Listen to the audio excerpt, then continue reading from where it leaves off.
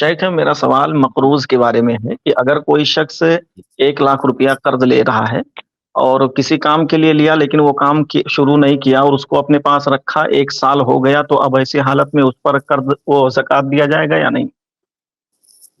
देखिए, इस सवाल का जवाब मैं आपसे ही दिलवाऊंगा। इसका जवाब ऐसे है कि आप ये बताइए कि जब आपने 1 लाख रुपया कर्ज ले लिया किसी से, तो अब वो जो 1 लाख है वो किसका हो गया? उसका मालिक कौन है? अब वो तो मैं ही हूँगा शेख। वो आपका हो गया ना। जैसे आपकी दूसरी प्रॉपर्टियां हैं, उसी तरह वो भी आपकी एक प्रॉपर्टी हो गई। अब ये नहीं, अब उस पैसे से कर्ज देने वाले का कोई ताल्लुक नहीं रह गया, वो पैसा आपका हो गया। तो जब वो पैसा आपका हो गया तो उसमें ज़कात कैसे नहीं वाजिब होगी?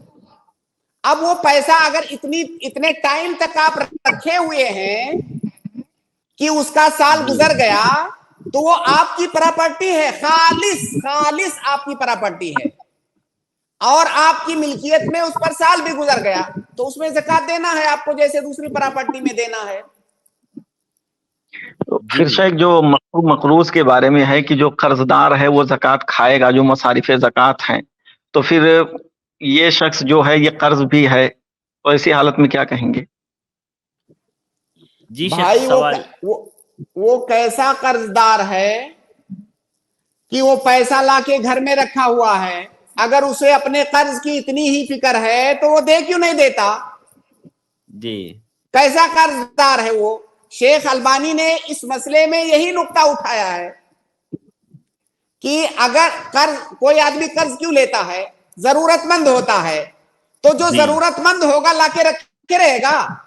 नहीं, वो तो खर्च उसको खर्च करेगा, वो तो खर्च करेगा, खर्च कर देगा तो ज़कात ऑटोमेटिक नहीं देना होगा। अब वो ला करके अगर रखा हुआ है, इसका मतलब वो जरूरतमंद नहीं है, तो अगर वो रखा हुआ है तो उसे ज़कात देना होगा। और अगर उसे अपने कर्ज की फिक्र हो रही है तो भाई कर्ज की अदायगी कर दो ना ज़कात का टाइम आने से पहले, तो ऑटोमेटिक वो रकम चली जाएगी। शेख, इनका जो सवाल था तो उसमें जो जिसका माल है वो भी ज़कात अदा करेगा उस पैसे की? एक तो ये है कि इन्होंने रखा हुआ है। अहसन, तबारकल्लाह फीक। जी, तो सही जगह पर आपने सवाल किया है। जी, मैं समझ गया आपका इश्काल। मैं इश्काल ये समझ गया। आपका इश्काल ये है कि जिसने कर्ज दिया है, कर्ज देने वाले को भी ज़कात निकालनी होती है अगर उसे अपना कर्ज वापस मिलने की मुकम्मल उम्मीद है तो। जी, तो उसको भी निकालना होता है, तो जाहिर है वो भी निकालेगा। दूसरी तरफ जिसके पास वो रकम रखी हुई है, वो कर्ज की रकम, और साल भर उसने बचा के उसको रखा हुआ है, वो भी निकालेगा क्योंकि उसका माल है। तो एक ही माल में दो लोग कैसे ज़कात निकाल रहे हैं? यानी एक ही माल की ज़कात 2 बार कैसे निकल रही है? एक ही माल की ज़कात 2 बार कैसे निकल रही है? इसका जवाब यह है कि कुछ ऐसी सूरतें हैं जिनमें एक माल में 2 बार ज़कात निकल सकती है। अच्छा जी, मैं आपको इसको एक दूसरी मिसाल से समझाता हूं, इसका जवाब भी आप दीजिए। जैसे कोई आदमी जो है खेती किया, 50 क्विंटल जो है गल्ला पैदा किया। अब जब 50 क्विंटल गल्ला जिस दिन वो काटेगा, वो क्या करेगा? उसकी ज़कात अदा करेगा, ज़कात निकालेगा। कितना? 10%। 10% ज़कात निकाल दिया, ठीक है। उसके बाद 50 कुंटल गल्ला, जाहिर है वो खा तो पाएगा नहीं उमूमन, जो है 50 कुंटल गल्ला कौन खाने के लिए रखता है? अब उस गल्ले को क्या करेगा? वो बेचेगा।